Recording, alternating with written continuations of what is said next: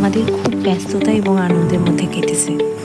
আগের দিন সারা রাত পাশের বাড়ি কালী পুজোয় অনুষ্ঠানে জাগরণ করে সকাল 6:30 নাগাদ আমি আর আমার দিদি বাড়ি থেকে বেরিয়ে পড়ি। আমরা শিয়ালদা টু বনগাঁ ট্রেন ধরে প্রথমে বনগাঁ স্টেশনে নামি এবং তারপর সেখান থেকে ভ্যান রিক্সা ধরে আমরা বাস স্ট্যান্ডে গিয়ে পৌঁছাই। বাস স্ট্যান্ড থেকে আমরা বাস ধরে চলে যাই সিন্ধানিতে সমাধির বোনের বাড়ি। খুব সুন্দর জায়গা, গ্রাম্য পরিবেশ এবং বাড়িটা দেখতেই পাচ্ছেন কতটা সুন্দর। ভেতরে ঢোকার সময় আমরা জানতাম না যে ভেতরে আরও অনেক সুন্দর সুন্দর চমক আমাদের জন্য অপেক্ষা করছে, যা ধীরে ধীরে আমাদের সামনে একটু একটু করে প্রকাশ হবে।